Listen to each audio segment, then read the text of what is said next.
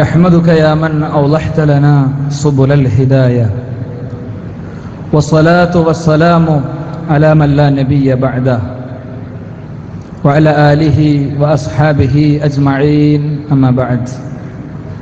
أعوذ بالله من الشيطان الرجيم. بسم الله الرحمن الرحيم. إنا نحن نزلنا الذكر وإنا له لحافظون. വേദിയിൽ ഉപവിഷ്ടരായ മഹൽ വ്യക്തിത്വങ്ങളെ,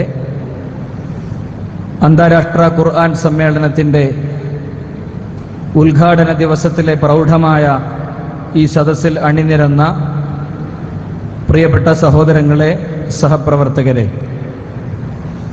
വളരെ വൈജ്ഞാനിക പ്രാധാന്യമുള്ള വിഷയങ്ങളിലൂടെയാണ് തികച്ചും സമയബന്ധിതമായി മുന്നോട്ടു പോകുന്ന ഈ സമ്മേളനം നിലവിൽ നീങ്ങിക്കൊണ്ടിരിക്കുന്നത്.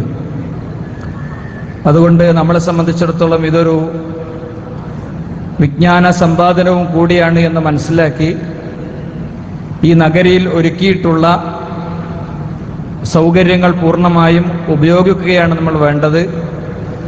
ആരെങ്കിലും അപൂർവമായി അശ്രദ്ധരായി നഗരിയുടെ പുറത്തുണ്ടെങ്കിൽ അവരുടെ സജീവ ശ്രദ്ധയിലേക്കാണ് ഞാനിത് സൂചിപ്പിക്കുന്നത്. മലക്കുകളുടെ സാന്നിധ്യമുള്ള, അള്ളാഹുവിൻ്റെ നോട്ടമുള്ള സദസ്സിൽ കണ്ണും കാതും കൂർപ്പിച്ച് ഇരിക്കാനുള്ള അവസരം ഭംഗിയായി ഉപയോഗപ്പെടുത്താൻ ശ്രദ്ധിക്കുക. വിശുദ്ധ ഖുർആൻ അജയ്യം അന്യോന്യം എന്ന വളരെ ശ്രദ്ധേയമായ ഒരു വിഷയത്തെയാണ് ഏതാനും സമയം ഈ വേദിയിൽ ചർച്ചയ്ക്ക് വിധേയമാകേണ്ടത്. ലോകത്തെ കോടിക്കണക്കിന് മനുഷ്യർക്കിടയിൽ ഖുർആനിനോട് വ്യത്യസ്തമായ ചിന്തകളും സമീപനങ്ങളും നിലനിൽക്കുന്നുണ്ട്. മുസ്ലിം ആചാരക്രമങ്ങളിൽ പാരായണം ചെയ്യപ്പെടുന്ന ആത്മീയ സദസ്സുകൾക്ക് ആവേശം പകരുന്ന കേവലം ഒരു പ്രാർത്ഥനാ മന്ത്രങ്ങളുടെ ഗ്രന്ഥമായി അതിനെ മനസ്സിലാക്കുന്നവരുണ്ട്. മുസ്ലിം എന്ന നിലയ്ക്ക് ആവേശത്തോടു കൂടെ ഖുർആനിനെ സ്വീകരിക്കുകയും എന്നാൽ അതിൻ്റെ ആത്മാവറിയാതെ അത് ദൈവികമാണ് എന്ന് പൂർണ്ണമായി ബോധ്യപ്പെടാതെ അത് ദൈവികമാണ് എന്ന് വിശ്വസിക്കുന്നവരുണ്ട്. 6-ാം നൂറ്റാണ്ടിലെ അറബികളുടെ പശ്ചാത്തലത്തിൽ നിരക്ഷരനായ ഒരു മനുഷ്യനിലൂടെ ലോകം കേട്ട വേദഗ്രന്ഥം, അതിന് മോഡേൺ സയൻസിന്റെ യുഗത്തിൽ പ്രത്യേകിച്ച് സ്ഥാനങ്ങളൊന്നുമില്ല എന്ന് ചിന്തിക്കുന്നവരുണ്ട്. അന്വേഷണങ്ങളുടെയും ഗവേഷണങ്ങളുടെയും പാതയിൽ മുന്നോട്ടു പോയ ആധുനിക മനുഷ്യന്റെ ജീവൽ പ്രശ്നങ്ങളെ കൈകാര്യം ചെയ്യാൻ കഴിയാത്ത, തികച്ചും അറേബ്യൻ പശ്ചാത്തലത്തിലെ വംശീയതയെ ലോകത്ത് പ്രൊമോട്ട് ചെയ്ത, ലോകത്ത് പൊട്ടിത്തെറിച്ചുകൊണ്ടിരിക്കുന്ന ബോംബിന്റെയും ലോകത്തെ ആത്മഹത്യ സ്ക്വാഡുകളുടെയും കാരണമാണ് വിശുദ്ധ ഖുർആൻ എന്ന് ചിന്തിക്കുന്നവരുണ്ട്. എന്നാൽ വളരെ പച്ചയായി, വളരെ ആത്മാർത്ഥമായി, തുറന്ന മനസ്സോടുകൂടെ, തുറന്ന ഹൃദയത്തോടുകൂടെ ഇതിനെ കാതോർക്കുന്ന ആർക്കും ബോധ്യപ്പെടുന്ന ഒരു മഹായാഥാർത്ഥ്യം, 14 നൂറ്റാണ്ടുകൾക്ക് മുമ്പ് ഹിറാ ഗുഹയിൽ ധ്യാന നിമഗ്നനായിരുന്ന ലോകാനുഗ്രഹിയായ റസൂൽ കരീം സല്ലല്ലാഹു അലൈഹി വസല്ലമ തങ്ങളുടെ അരികിൽ 600 ചിറകുകളുള്ള മലക്ക് ജിബ്രീൽ അലൈഹിസ്സലാം കടന്നെത്തുകയും അദ്ദേഹത്തിന്റെ കാതിലൂടെ, അദ്ദേഹത്തിന്റെ ചുണ്ടിലൂടെ ലോകം കേൾക്കാൻ വേണ്ടി അള്ളാഹുവിന്റെ സന്ദേശങ്ങൾ ഈ മഹാനായ പ്രവാചക തിരുമേനി സല്ലല്ലാഹു അലൈഹി വസല്ലമ തങ്ങൾക്ക് കൈമാറുകയും ചെയ്തു എന്നത് വളരെ കൃത്യമായി ചരിത്രപരമായി തെളിയിക്കാവുന്ന, ആശയപരമായി സമർത്ഥിക്കാവുന്ന ഒരു വിഷയമാണ്. വിശുദ്ധ ഖുർആനിന്റെ ദൈവികതയെയും അതിന്റെ പ്രാമാണികതയെയും ചോദ്യം ചെയ്യാൻ വേണ്ടി നിലവിൽ ലോകല്ലാത്ത രംഗത്തും അതിനുവേണ്ടി പ്രവർത്തിക്കുന്ന ആളുകളും അവരുടെ വിദ്യാഭ്യാസ യോഗ്യതകളും ഒക്കെ ഒരു ഭാഗത്ത് എടുത്തു വെക്കുകയും എന്നിട്ട് മറുഭാഗത്ത് ആരിലൂടെയാണ് ഈ വേദഗ്രന്ഥം ലോകം കേട്ടത് എന്ന് ആലോചിക്കുകയും ചെയ്യുമ്പോൾ ഓരോരുത്തരും അത്ഭുതത്തോടുകൂടെ ആ ഗ്രന്ഥത്തിന്റെ മുന്നിൽ വിനയപൂർവ്വം തലതാഴ്ത്തുന്ന ഒരു സാഹചര്യമായിരിക്കും ഉണ്ടായിരിക്കുക. ആകാശത്തെ അത്ഭുതങ്ങളെ തന്റെ പേഴ്സണൽ കമ്പ്യൂട്ടറിന്റെ മോണിറ്ററിൽ കൊണ്ടുവന്ന് പഠന വിധേയമാക്കി തന്റെ കമ്പ്യൂട്ടറിന്റെ സ്വിച്ച് ഓഫ് ചെയ്യുമ്പോൾ ആ കാഴ്ചകൾ അന്തരീക്ഷത്തിലേക്ക് മറയുന്ന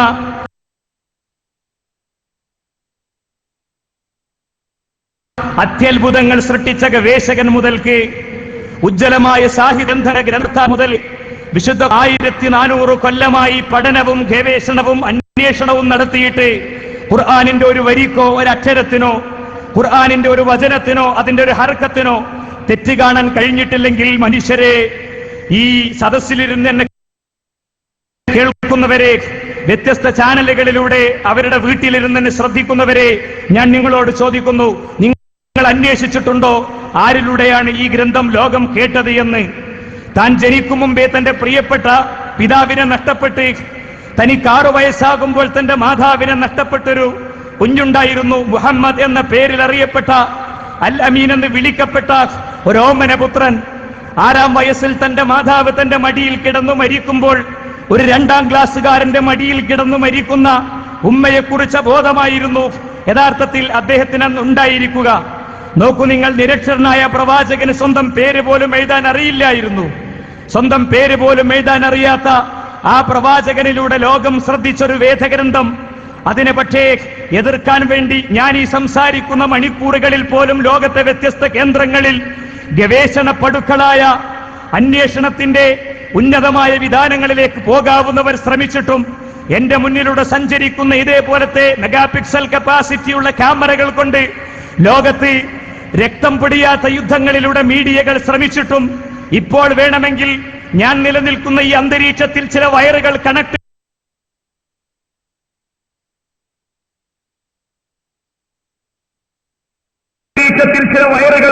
ചെയ്ത് നിങ്ങളുടെ മുന്നിൽ ഒരു സ്ക്രീൻ തെളിയിച്ചാൽ ഇസ്ലാം വിമർശനത്തിന്റെ കെട്ടുകണക്കിന് പരിഹാസങ്ങളുടെയും പ്രകോപനങ്ങളുടെയും പ്രതിരോധങ്ങളുടെയും രംഗങ്ങൾ സൃഷ്ടിച്ചിട്ടും 2 സ്ക്രീൻ തെളിയിച്ചാൽ ഇസ്ലാം വിമർശന ജീവിതായോധന മാർഗങ്ങളിൽ മാത്രം ജീവിതം ചെലവിടുന്ന മുസ്ലിങ്ങളെ എപ്പോഴെങ്കിലും ആലോചിച്ചിട്ടുണ്ടോ?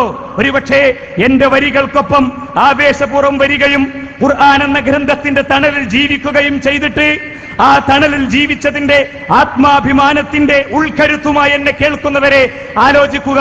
എപ്പോഴെങ്കിലും ചിന്തിച്ചിട്ടുണ്ടോ എന്തുകൊണ്ടാണ് പോർ വിമാനങ്ങൾ കൊണ്ട് ശ്രമിച്ചിട്ടും അധിനിവേശങ്ങൾ കൊണ്ട് ശ്രമിച്ചിട്ടും വെട്ടിത്താഴയിടാൻ ശ്രമിച്ചിട്ടും ആശയപരമായി ആക്രമിച്ചിട്ടും ഖുർആൻ എന്ന മഹാഗ്രന്ഥത്തെ ലോകത്തിന്റെ മുന്നിൽ അത് ജ്വലിച്ചു നിൽക്കുന്നത് മുസ്ലിം ഭരണാധികാരികളുടെ വാർ എക്വിപ്മെന്റ്സിന്റെ പശ്ചാത്തലത്തിലാണോ? അല്ലെങ്കിൽ എഴുത്തുകാരുടെ കഴിവ് കൊണ്ടാണോ? മുസ്ലിം ഗവേഷകരുടെ കരുത്തുകൊണ്ടാണോ? ലോകത്തെ കോടിക്കണക്കിന് മുസ്ലിങ്ങളുടെ മസിൽ പവർ കൊണ്ടാണോ? അല്ല അല്ല അല്ല എന്ന് ആവർത്തിച്ചു പറഞ്ഞുകൊണ്ട് 5 കാര്യങ്ങൾ സമർത്ഥിക്കാൻ ഈ വേദി ഞാൻ ഉപയോഗപ്പെടുത്തുകയാണ്. എന്റെ സമർത്ഥനത്തിന്റെ പോയിന്റ്, ഖുർആൻ ദൈവികമാണ്, തികച്ചും ദൈവികമാണ്. ആരാണോ മനുഷ്യന്റെ കണ്ണിനെ പടച്ചതാരാണോ, കാതിനെ പടച്ചതാരാണോ, കിഡ്നിയെ പടച്ചത് ആരാണോ, ആ സഖയെയും പടച്ചതാരാണോ, ആ ശക്തിയാണ് ആകാശങ്ങളിൽ നിന്ന് ഈ വേദഗ്രന്ഥത്തെ ആ മഹാപ്രവാചകന്റെ കടന്നെത്തി സമർത്ഥിക്കാനാണ് ഈ സന്ദർഭം ഉപയോഗിക്കുന്നത്. 5 പോയിന്റുകളിൽ എന്റെ 1ാമത്തെ പോയിന്റ്, ലോകത്ത് വേദഗ്രന്ഥങ്ങളായും ദർശനങ്ങളായും പ്രത്യയശാസ്ത്രങ്ങളായും മനുഷ്യനെ അത്ഭുതപ്പെടുത്തിയ മഹാഗ്രന്ഥങ്ങളായും അത് എഴുതപ്പെട്ടതിന്റെ ശേഷം മാർക്കറ്റിലെത്തിയതിന്റെ ശേഷം ലക്ഷക്കണക്കിന് കോപ്പികൾ മിനിറ്റുകൾ കൊണ്ട് മണിക്കൂറുകൾ കൊണ്ട് വിൽക്കപ്പെട്ട പുസ്തകങ്ങളായും നിരവധി ഗ്രന്ഥങ്ങളുണ്ട്. പക്ഷേ ഒരൊറ്റ ഗ്രന്ഥത്തിനും അവകാശവാദം ഉന്നയിക്കാൻ കഴിഞ്ഞിട്ടില്ല. അത് തീർത്തും അതിന്റെ അവസാന നിമിഷം വരെ അതിൽ കലർപ്പുകളില്ലാതെ സംരക്ഷിക്കപ്പെടുമെന്നോ അത് ദൈവികമാണെന്നോ വിശുദ്ധ ഖുർആൻ അതിന്റെ വ്യത്യസ്ത സ്ഥലങ്ങളിൽ 15-ാമത്തെ അധ്യായം സൂറത്ത് ഹിജ്റിന്റെ 9-ൽ പറയുന്നു, ഇന്നാ നഹ്നു നസ്സൽന ദിനാ ലഹു ലഹാഫിളൂൻ, നാമാണ് ഈ ഗ്രന്ഥത്തെ അവതരിപ്പിച്ചത്, നാം തൻ ലോകരുടെ രക്ഷിതാവിങ്കൽ നിന്ന് മനുഷ്യനെ പരിവർത്തിപ്പിക്കാൻ വേണ്ടി ഇറങ്ങിയ മഹാവേദഗ്രന്ഥമാണ്. തൻസീലുൽ അസീസുർ റഹീം, ഉന്നതനും പ്രതാപിയുമായ റബ്ബിന്റേതാണിത്. മുസ്ലിങ്ങൾ വ്യത്യസ്ത കക്ഷികളായി ലോകത്തെമ്പാടും ചിതറിക്കിടന്നിട്ടും നോക്കൂ നിങ്ങൾ, മുസ്ലിങ്ങൾ എല്ലാവരും ഉപയോഗിക്കുന്ന ഖുർആനിന്റെ ടെക്സ്റ്റ് ഒന്നു മാത്രമാണ്. ലോകത്ത് ക്രൈസ്തവ സഭകൾ ഏറെയുണ്ട്. വത്തിക്കാൻ സിറ്റിയിൽ നിന്ന് ഭരണം നിയന്ത്രിക്കപ്പെടുന്ന ലോകത്തെ ക്രൈസ്തവ സഭകൾ മുതൽക്ക് ന്യൂനപക്ഷമായ നിരവധി ക്രൈസ്തവ സഭകളുണ്ട്. സഭകൾക്കനുസരിച്ചും അവരുടെ കമ്മിറ്റികൾക്കനുസരിച്ചും സുനഹദോസുകൾക്കനുസരിച്ചും പരിഷ്കരിക്കപ്പെട്ട പതിപ്പുകളിലൂടെ ബൈബിൾ ലോകത്ത് നിലനിൽക്കുമ്പോഴും ഒരൊറ്റ ഗ്രന്ഥമായി വിശുദ്ധ ഖുർആൻ ലോകത്ത് നിലനിൽക്കുകയാണ്. നിങ്ങൾ ആലോചിച്ചിട്ടുണ്ടോ പ്രിയപ്പെട്ടവരെ? ഇന്ന് DTP സൗകര്യങ്ങളുണ്ട്, ഇന്ന് പ്രിന്റിംഗ് മെഷീനറികളുണ്ട്, ഇന്ന് പ്രൂഫ് റീഡിങ്ങിന് മനുഷ്യന്റെ കണ്ണുകൊണ്ട് അവൻ നോക്കി പേന കൊണ്ട് അടയാളപ്പെടുത്തുന്നത് മുതൽക്ക് യന്ത്ര സംവിധാനങ്ങൾ വരെയുണ്ട്, സ്പെൽ ചെക്കുകളുണ്ട്. ഞാൻ ടൈപ്പ് ചെയ്ത സ്പെല്ലിംഗ് അത് തെറ്റാണോ എന്ന് പരിശോധിക്കാനുള്ള സംവിധാനങ്ങളുണ്ട്. എനിക്ക് വേർഡുകൾ തെരഞ്ഞെടുക്കാനുള്ള സൗകര്യമുണ്ട്. ഞാൻ വാട്ട് എന്ന് ടൈപ്പ് ചെയ്താൽ WHAT എന്നത് മുതൽക്ക് എനിക്ക് സെലക്ട് ചെയ്യാവുന്ന സെക്ഷനുകൾ, സജഷനുകൾ തരാവുന്ന സൗകര്യങ്ങളുണ്ട്, എല്ലാമുണ്ട്. എന്നിട്ടും മനുഷ്യൻ ഇറക്കുന്ന പുസ്തകങ്ങളിൽ, പത്രങ്ങളിൽ അക്ഷരത്തെറ്റുകളും ആശയത്തെറ്റുകളും വാചകത്തെറ്റുകളും കടത്തപ്പെടുമ്പോൾ കടലാസ് ഉണ്ടായിരുന്നില്ല, നിങ്ങളുടെ കയ്യിലെ 3 രൂപയുടെ പേനയുണ്ടായിരുന്നില്ല. എല്ലിലും തോലിലും കല്ലിലും അത് രേഖപ്പെടുത്തി അല്ലേ? എന്നിട്ട് അത് കേവലം എഴുത്തായി, അത് ചെറിയ ലഘുകൃതികളായി, ഒരു ചെറിയ തെറ്റുപോലുമില്ലാതെ കൈയെഴുത്തു പ്രതികളായി നൂറ്റാണ്ടുകളിലൂടെ അത് കൈമാറ്റം ചെയ്യപ്പെട്ടു. വിശുദ്ധ ഖുർആനിന്റെ ഒന്നാമത്തെ കൈയെഴുത്തു പ്രതി അതിൽ നിന്ന് വീണ്ടും വീണ്ടും പകർത്തി എഴുതേണ്ടി വന്നു, വീണ്ടും വീണ്ടും പകർത്തി എഴുതേണ്ടി വന്നു, പ്രൂഫ് ചെക്ക് ചെയ്യാനും. അതേപോലെ തന്നെ DTP സൗകര്യങ്ങളും പ്രിന്റിംഗ് സംവിധാനങ്ങളും മെയിലിംഗ് സംവിധാനങ്ങളും എല്ലാമുള്ള ലോകത്ത് മനുഷ്യരെ നമ്മൾ ഇറക്കുന്ന പുസ്തകങ്ങളിൽ എത്രയോ തെറ്റുകൾ കാണുമ്പോൾ എന്തുകൊണ്ട് തെറ്റ് കാണുന്നില്ല എന്ന ചോദ്യത്തിന്റെ ഉത്തരം, ഇന്നാ നഹ്നു നസ്സൽന ദിക്റ, നാമാണ് ഈ വേദഗ്രന്ഥത്തെ ഇറക്കിയത്, വ ഇന്നാ ലഹു ലഹാഫിളൂൻ, അത് നാം തന്നെ സംരക്ഷിക്കും. ലോകപ്രസിദ്ധമായ പ്രിന്ററുകളിൽ നിന്ന് വിശുദ്ധ ഖുർആൻ ഇറക്കിയ അതേ പ്രസ്സുകളിൽ നിന്ന് വേറെയും പുസ്തകങ്ങൾ വന്നിട്ടില്ലേ? ആ പുസ്തകങ്ങളിൽ തെറ്റ് കാണുന്നു, ഇവിടെ തെറ്റ് കാണുന്നില്ല. ഖുർആനിന്റെ ഏതെങ്കിലും ഒരു ഹർക്കത്ത് മാറിപ്പോയാൽ ആ അടുത്ത നിമിഷത്തിൽ അത് റിപ്പോർട്ട് ചെയ്യപ്പെടാനും അത് കൈകാര്യം ചെയ്യപ്പെടാനുമുള്ള അത്ഭുതകരമായ സംവിധാനങ്ങൾ യഥാർത്ഥത്തിൽ നിലവിലുണ്ട്. നോക്കൂ, നിങ്ങൾ കയ്യെഴുത്ത് പ്രതികളുടെ കാര്യം തന്നെ എടുത്താൽ ഇതര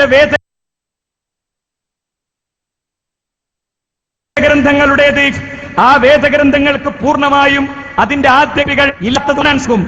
ബൈബിളിനെ സംബന്ധിച്ചിടത്തോളം യേശുക്രിസ്തുവിന്റെ ഭാഷയിലെ ബൈബിൾ ലോകത്തിന് നിലനിൽക്കുന്നില്ല.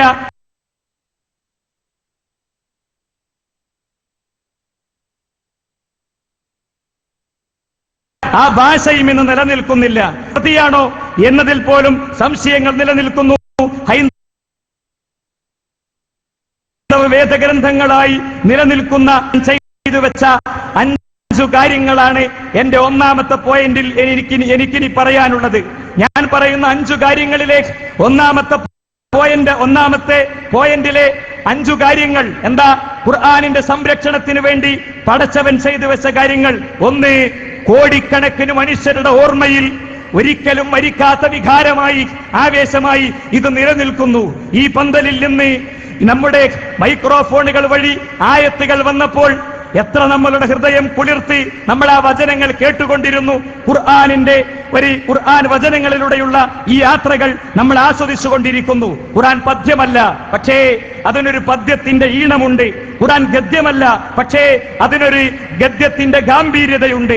നമ്മൾ സ്കൂളിൽ പഠിക്കുമ്പോൾ ജോഗ്രഫിയോ ഫിസിക്സോ ഒക്കെ പഠിച്ചാൽ അതൊരു പക്ഷേ വല്ലാതെ ഓർത്തു വെച്ചോളണമെന്നില്ല. പക്ഷേ 7ാം ക്ലാസ്സൊന്നും 8ാം ക്ലാസ്സൊന്നും പഠിച്ച ഇംഗ്ലീഷ് പോയവും അതേപോലെ തന്നെ അറബി ഗാനവും മലയാള ഗാനവും ഒക്കെ നമ്മൾ ഓർത്തുവെക്കുന്നു. എന്താ?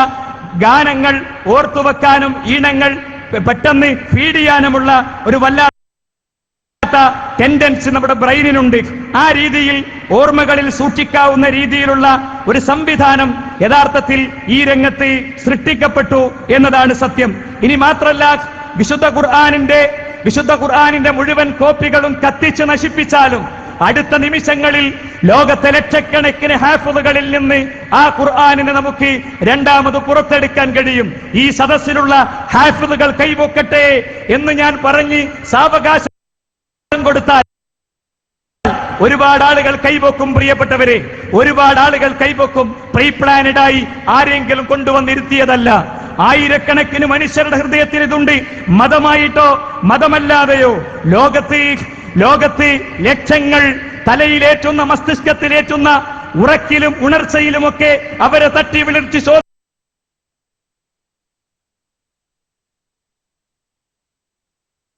ചോദിച്ചാലും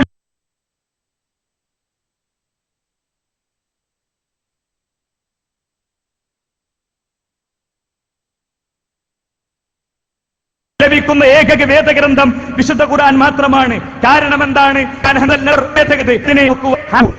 150 കോടിയിലധികം പ്രൊഡ്യൂസ് ചെയ്യാൻ ലോകത്ത് സംവിധാനങ്ങൾ ഉണ്ടാക്കിയെടുക്കാൻ കഴിയുമെന്ന് നമുക്ക് പറയാൻ പറ്റും. ഞാൻ ചോദിക്കട്ടെ, ഇന്ത്യൻ കോൺസ്റ്റിറ്റ്യൂഷൻ, ഇന്ത്യൻ ഭരണഘടന, അതിന്റെ എല്ലാ കോപ്പികളും അടുത്ത നിമിഷം നശിപ്പിക്കപ്പെട്ടാൽ റീപ്രൊഡ്യൂസ് ചെയ്യാൻ സാധ്യമല്ല. പ്രിയപ്പെട്ടവരെ, ഒരു രാജ്യത്തിന്റെ ഭരണകൂടം,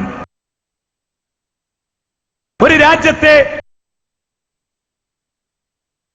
പോലീസ് ആ റോട്ടിലിറങ്ങി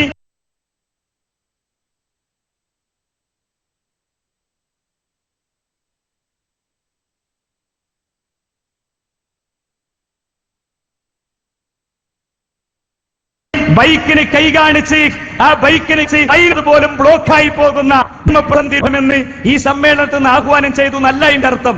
നേരെ മറിച്ച് ലോകത്തെ മുഴുവൻ ഖുർആൻ പ്രതികളും നശിപ്പിക്കപ്പെട്ടാലും തൊട്ടടുത്ത നിമിഷത്തിൽ അത് റീപ്രൊഡ്യൂസ് ചെയ്യാൻ പറ്റും. ലോകത്തെ മെഡിക്കൽ സയൻസുമായി ബന്ധപ്പെട്ട ഗ്രന്ഥങ്ങൾ മുഴുവൻ ഒരു നിമിഷം ചുട്ടരിച്ചു എന്ന് വിചാരിക്കുക. നമുക്ക് അടുത്ത പ്രഭാതത്തിൽ ഒരു ഡോക്ടറെ, ഒരു പുതിയ ഡോക്ടറെ സൃഷ്ടിക്കാൻ സാധ്യമല്ല. ഒരു നഴ്സിനും ഇഞ്ചക്ഷന്റെ മരുന്നെടുക്കാൻ കഴിയില്ല. എന്താ കാരണം? വിജ്ഞാനങ്ങൾ മുഴുവൻ നശിപ്പിക്കപ്പെട്ടു. ലോകത്തെ മെഡിക്കൽ സയൻസിലെ ഈ വിജ്ഞാനീയങ്ങൾ മുഴുവൻ എല്ലാം കൂടി ഒരാളുടെ തലയിൽ സ്റ്റോർ ചെയ്യപ്പെട്ടിട്ടില്ല. ഞാൻ സ്റ്റോർ ചെയ്യപ്പെട്ടിട്ടുണ്ട്. രണ്ടാമത്തെ വഴി ഓതി പഠിപ്പിച്ചു എന്നതാണ്. ഓതി പഠിപ്പിച്ച ലോകത്തെ ഏക വേദഗ്രന്ഥം നബിയെ, അങ്ങേക്ക് ഈ ഗ്രന്ഥത്തെ ഇറക്കി തന്നത് ലോകത്തിന് അങ്ങേത് ഓതി പഠിപ്പിക്കാൻ വേണ്ടി തന്നെയാണ്. മണൽ വിരിച്ച മദീന പള്ളിയിലെ അലങ്കാരങ്ങളില്ലാത്ത ആ പള്ളിയിലിരുന്ന് ചമ്പ്രം പടിഞ്ഞിരുന്ന് 40-50 വയസ്സെത്തിയ മനുഷ്യരാണ് പഠിച്ചത്.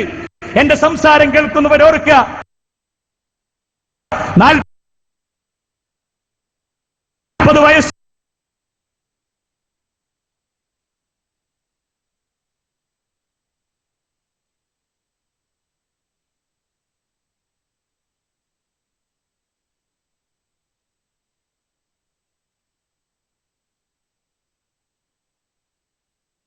ും 50 വയസ്സും 60 വയസ്സും അടിയുറച്ച് നിൽക്കാൻ കർത്താവായ പടച്ചതമ്പുരാൻ പാലിക്കുകയായിരുന്നു. അങ്ങനെ ഘട്ടം ഘട്ടമായി അവതരിപ്പിച്ചത് തന്നെ എന്താ?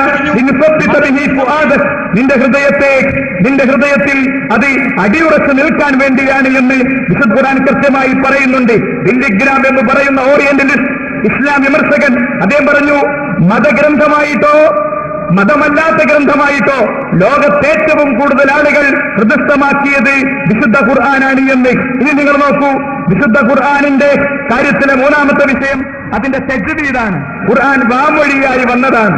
ഖുർആനെ പ്രിന്റ് ചെയ്തിട്ട് പഠിത്തം കൊടുത്തേച്ചതല്ല, മറിച്ച് പറഞ്ഞതാണ്. ഞാനിവിടെ ഈ പറയുന്ന കാര്യം, ഇതേ കാര്യം ഞാൻ എഴുതുകയാണെങ്കിൽ ഈ ശൈലല്ലോ സുഹൃത്തുക്കൾ ഉണ്ടാവുക. വരമൊഴിയും വാമൊഴിയും തമ്മിൽ ചില വ്യത്യാസങ്ങളുണ്ട്. എങ്കിൽ വിശുദ്ധ ഖുർആനകുന്ന വാമൊഴി നോക്കൂ നിങ്ങൾ. ഞാനിപ്പോ ഒരാളോട് പറയുന്നു, ഞാൻ വരട്ടെ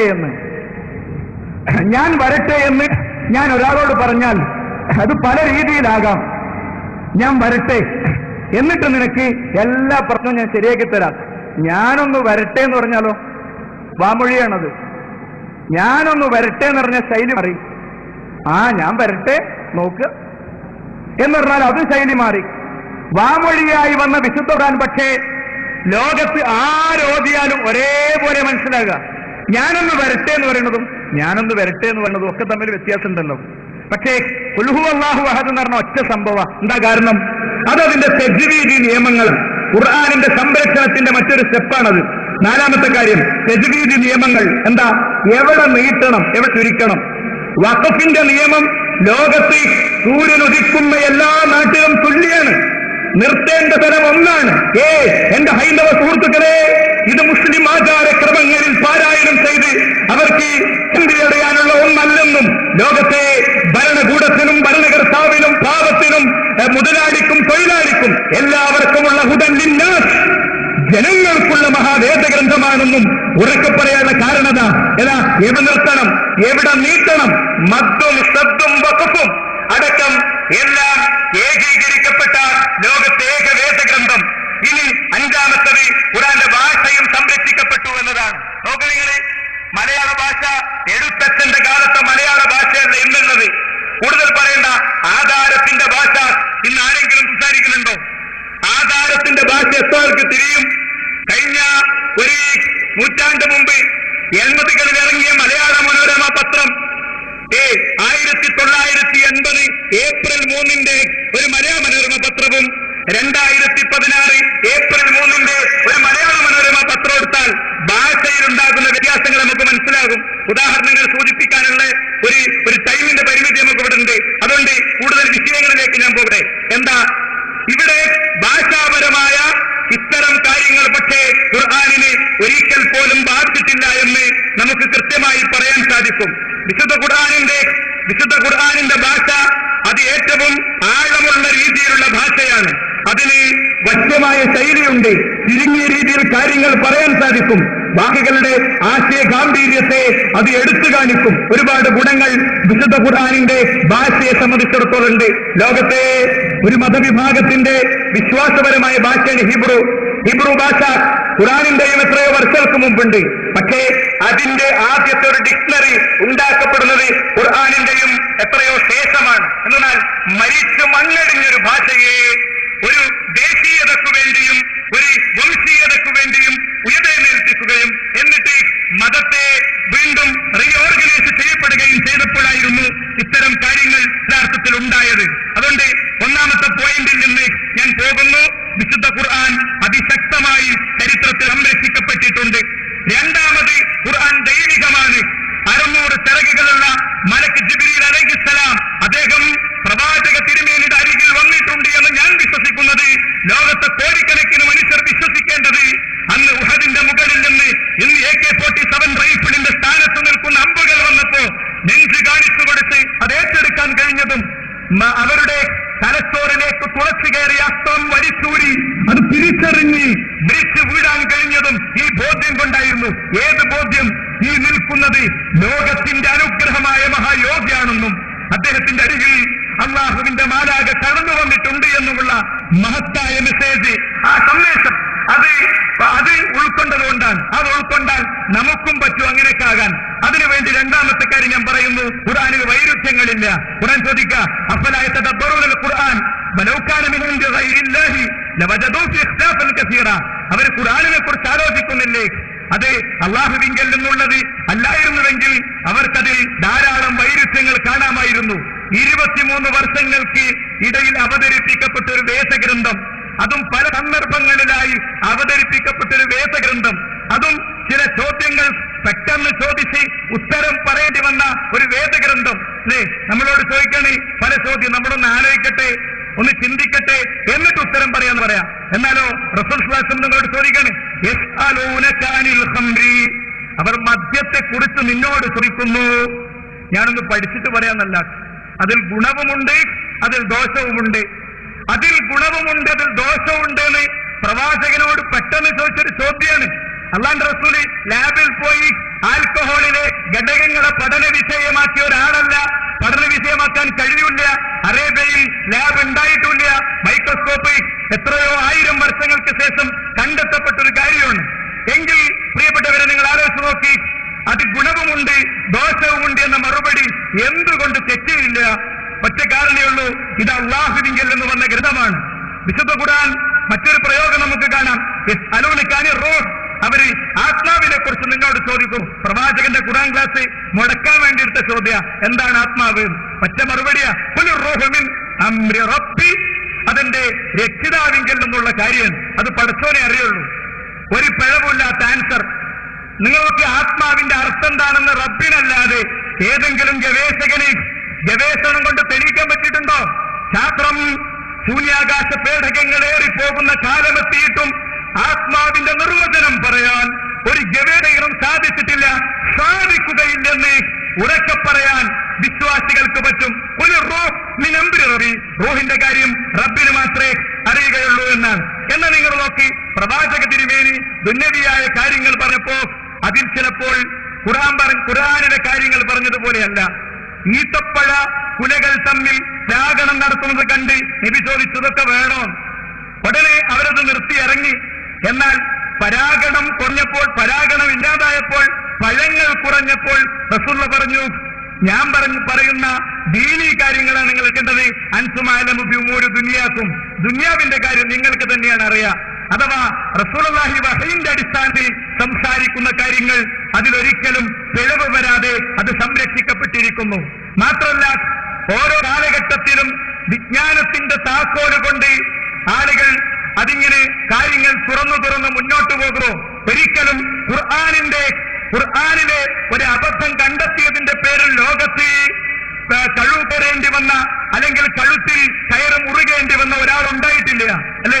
ഇൻക്വിസിഷൻ കോടതി മുറികളിൽ ഗലീലിയോയും ബ്രൂണോയും ചോദ്യം ചെയ്യപ്പെട്ടു. എന്താ?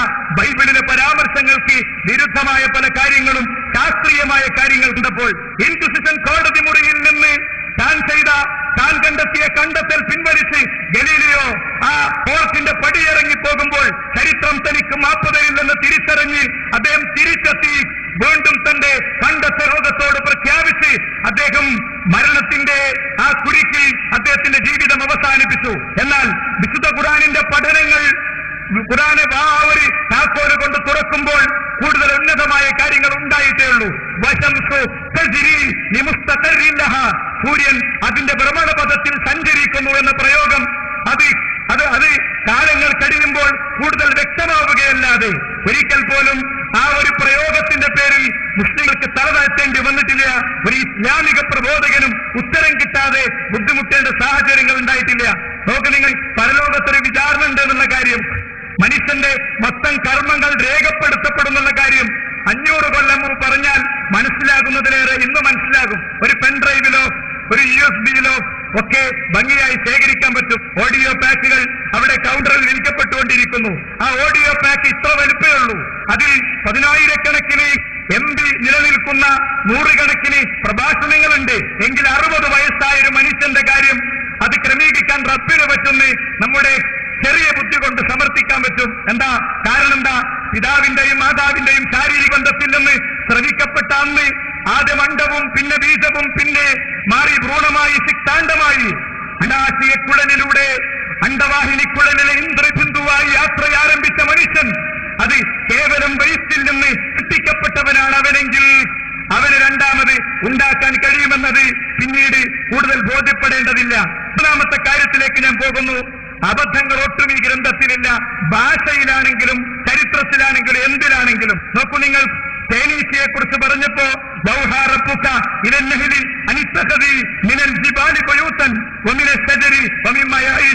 എന്താ? നിന്റെ രക്ഷിതാവ് സന്ദേശം നൽകിയിരിക്കുന്നു. ഇലന്നലി, തേനീച്ചയ്ക്ക്, അനിത്തഹദി, നീ സ്വീകരിക്കണം. മിനൽ ജിബാലി ബുയൂത്ത, പർവ്വതങ്ങളിൽ നിന്ന് വീടുകൾ സ്വീകരിക്കണം. മരങ്ങളിൽ നിന്ന് സ്വീകരിക്കണം. മനുഷ്യർ പണിതുണ്ടാക്കുന്നതിൽ നിന്നും സ്വീകരിക്കണം. റബ്ബർ തോട്ടത്തിന് നിങ്ങൾ ഉണ്ടാക്കിയ പെട്ടിമ്മേ തേനീച്ച വന്നിരിക്കുന്നത് ഈ ഓർഡർ അനുസരിച്ചാണ്. മനുഷ്യൻ കെട്ടിയുണ്ടാക്കിയതിന് പോയിരുന്നോ എന്ന് പറഞ്ഞതാ. ഇവിടെ അനിസ്തഹദി, വീടുണ്ടാക്കുന്ന കാര്യം പറഞ്ഞപ്പോ നീ അത് സ്വീകരിച്ചോ എന്ന് പറഞ്ഞു. പെൺതേനീച്ചയാണ് ഇത് ചെയ്യുന്നത്.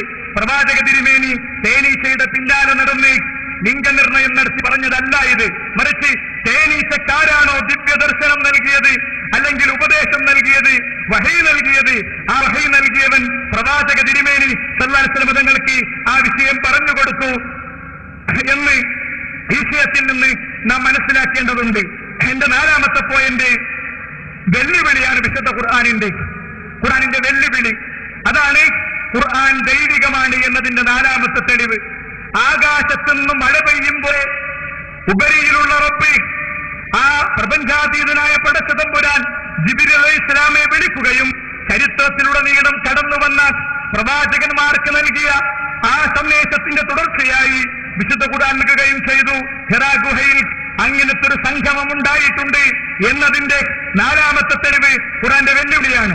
വഇൻ കുൻതും ഫീ റൈബിൻ മിമ്മാ നസ്സൽനാ അലാ അബ്ദിനാ, നമ്മുടെ അടിമയ്ക്ക് അവതരിപ്പിക്കപ്പെട്ട കാര്യത്തിൽ നിങ്ങൾക്ക് സംശയമുണ്ടെങ്കിൽ സൂറത്തിൻ മിൻ മിസ്ലി, തുല്യമായ ഒരു അധ്യായമെങ്കിലും നിങ്ങൾ കൊണ്ടുവരുന്നാണ്. നോക്കിങ്ങള്, ഈ വെല്ലുവിളി ഖുർആൻ നടത്തുന്നത് ആരോടാ?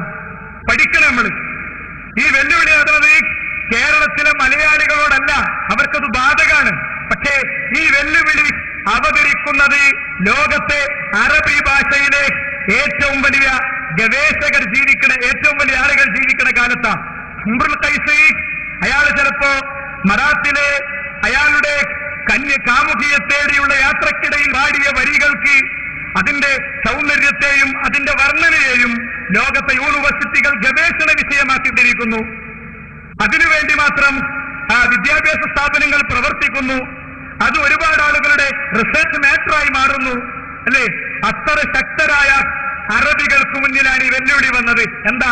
ഖുർആനിലെ ഏറ്റവും ചെറിയ അധ്യായം സൂറത്തുൽ കൗസർ, ഇന്നാ അഅ്തൈനാകൽ കൗസർ ഫസല്ലി ലിറബ്ബിക വൻഹർ ഇന്ന ശാനിഅക ഹുവൽ അബ്തർ. അത്രയേ ഉള്ളൂ. തുല്യമായി ഇത് കൊണ്ടുവരപ്പെട്ടിട്ടില്ല. എന്തേ? നോക്ക് നിങ്ങൾ, പ്രവാചകനെ ഇല്ലാക്കാൻ എന്തൊക്കെ അടവുകൾ അവരെടുത്തു.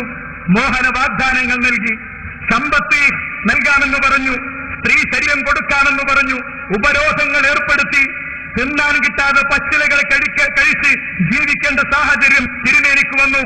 അപമാനപ്പെടുത്തി മൂലക്കയരുത്താൻ നോക്കി. ആയിഷ ബീവി പ്രവാചകൻ വയോവൃദ്ധനായതുകൊണ്ട് മറ്റൊരാളുടെ കൂടെ ഒളിച്ചോടിപ്പോയി എന്ന കള്ളക്കഥകൾ പ്രചരിപ്പിച്ചു, മാനസികമായി വേദനിച്ചു, അല്ലേ?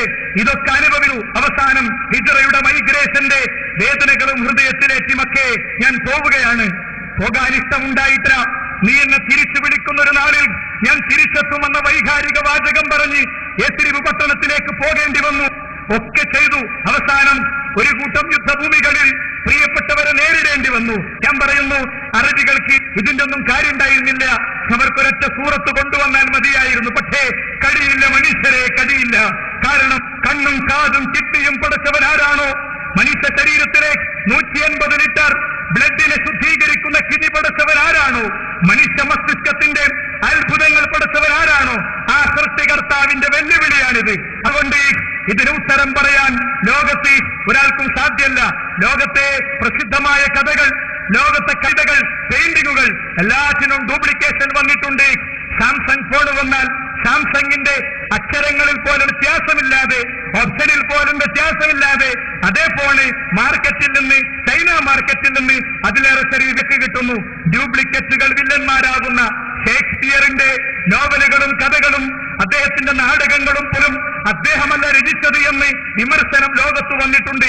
ഞാൻ ചോദിക്കുന്നു, നിരക്ഷരനായ ഒരു മനുഷ്യൻ, അനാഥനായി കഴിയേണ്ടി വന്ന ഒരു മനുഷ്യൻ, തനിക്ക് ജീവിക്കാൻ വേണ്ടി ഉക്കാവയിലും ഹിജാസിലുമൊക്കെ ഈത്തപ്പനപ്പട്ടകൾ കൊണ്ട് അടഞ്ഞുണ്ടാക്കിയ കൊട്ട തലയിലേറ്റി കാരക്ക വേണോ കാരക്ക എന്ന് ചോദിച്ച് ഫുട്പാത്ത് കച്ചവടം നടത്തേണ്ടി വന്നൊരു മനുഷ്യൻ, ഒരിക്കൽ പോലും തന്റെ പേര് കൊണ്ട് എഴുതിയിട്ടില്ലാത്ത മനുഷ്യൻ ലോകത്തോട് സംസാരിച്ച ഈ ഗ്രന്ഥത്തിന് എന്തുകൊണ്ട് മറുപടി പറയാൻ ലോകത്താർക്കും പറ്റുന്നില്ല എന്ന ചോദ്യത്തിന് എന്റെ അന്വേഷണത്തിന്റെ പുതിയ വാതായനങ്ങൾ തുറന്ന് ഈ സദസ്സിലും ഈ പാർക്കിലും ഈ പരിസരത്തും വീട്ടിലുമൊക്കെ ഇരുന്ന് എന്നെ കേൾക്കുന്ന അമുസ്ലിം സുഹൃത്തുക്കളെ, നിങ്ങൾ അത്തരമൊരു ചിന്തയ്ക്ക് എന്തുകൊണ്ട് തയ്യാറാകുന്നില്ല എന്നെനിക്ക് മനസ്സിലാകുന്നില്ല.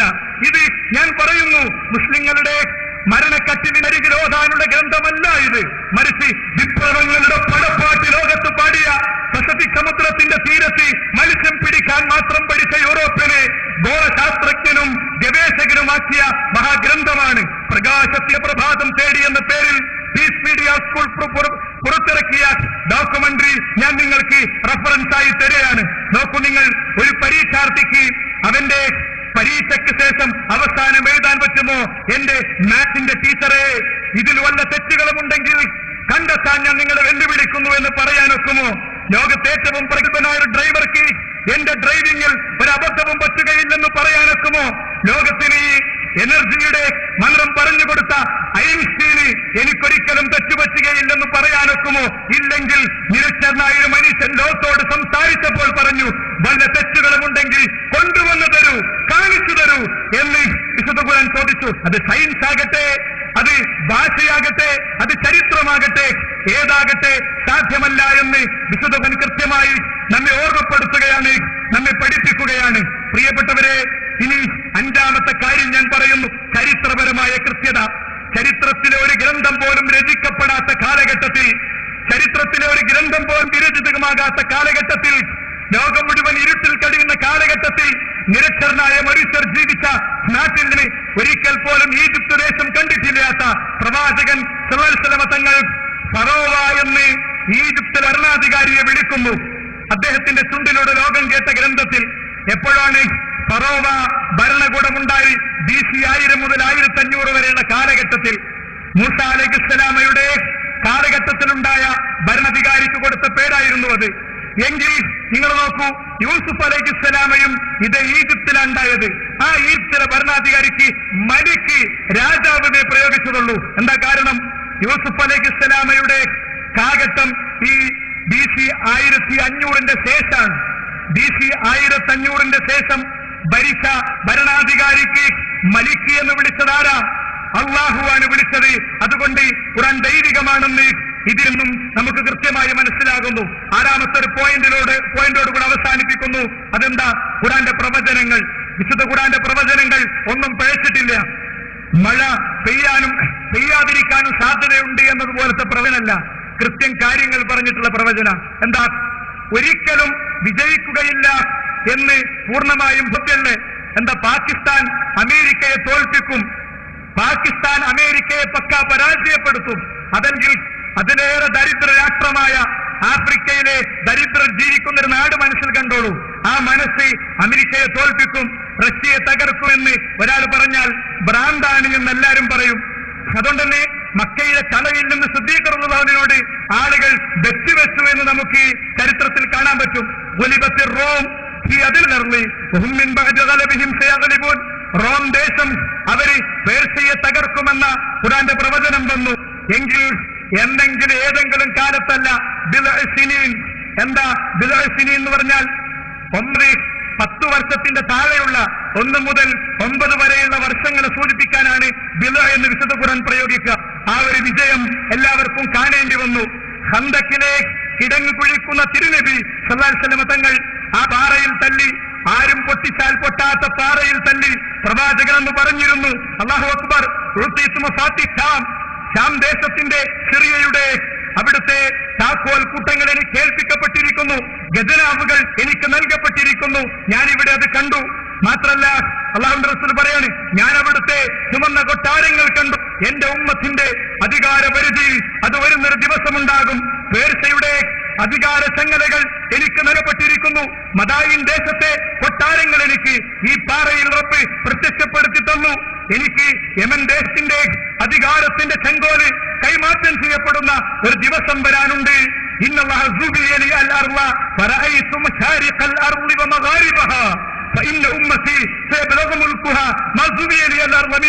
എന്താ?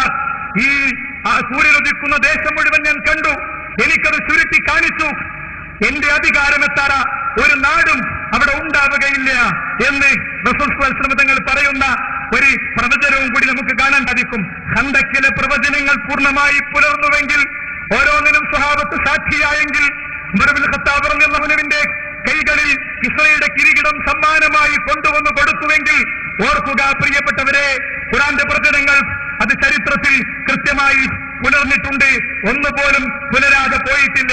അതുകൊണ്ട് ഞാൻ ഓർമ്മിപ്പിക്കുന്നു 6 കാര്യങ്ങളാണ് ഞാനിവിടെ പറഞ്ഞത്.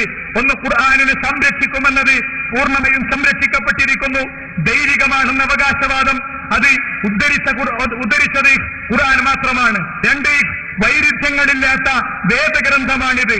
3, വിശുദ്ധ ഖുർആനിനെ സംബന്ധിച്ചിടത്തോളം അതിൽ ഒരു ചെറിയ അബദ്ധം പോലും ഭാഷാപരമോ ശാസ്ത്രീയമോ അല്ലാത്തതോ ആയ ഒരു ചെറിയ എന്ന ലോകപ്രസിദ്ധനായ ഇസ്ലാമിക പ്രബോധകൻ ഗുജറാത്തിലെ കച്ച് ദേശത്ത് നിന്ന് ദക്ഷിണാഫ്രിക്കയിലെ ഡർബനിലെത്തി ആശാരിപ്പണിക്കാരനായി ജീവിക്കുമ്പോൾ ക്രൈസ്തവ മിഷണറിമാര് കയ്യിൽ കൊണ്ടുവന്നു കൊടുത്ത ആ ലഘുലേഖ കണ്ടപ്പോൾ കയ്യിൽ പിടിച്ചു, പൊട്ടിക്കരഞ്ഞു. അതാണ് പ്രവാചക സ്നേഹം. പഠിക്കാൻ പുസ്തകങ്ങളില്ല, അന്വേഷിക്കാൻ ഗ്രന്ഥശാലകളില്ല. പക്ഷേ പഠിച്ചു, അന്വേഷിച്ചു.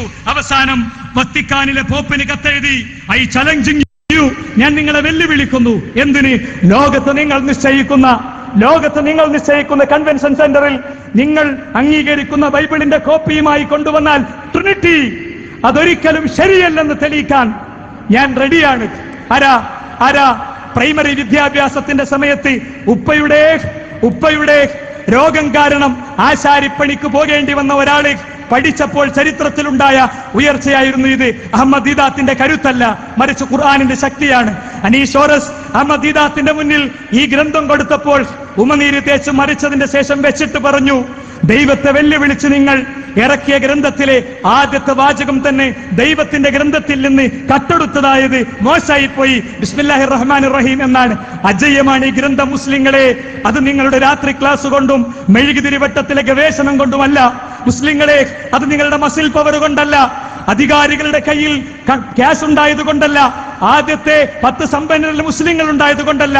ജിബ്രീൽ എന്ന മലക്ക് കടന്നെത്തി ലോകത്തിന്റെ മുന്നിൽ ഈ മെസ്സേജ് അറിയിച്ചതുകൊണ്ടും പഠിപ്പിച്ചതുകൊണ്ടും അള്ളാഹുവിൻ്റെതായതുകൊണ്ടുമാണ്. അതുകൊണ്ട് ഓർക്കുക, ഈ പന്തലിൽ നിന്ന് പിരിയുമ്പോൾ ഇനിയെങ്കിലും ഹൃദയത്തിലേക്ക് ഖുർആൻ ചേർത്ത് വെച്ച് പഠിക്കുക, പാരായണം ചെയ്യുക, പറയുക.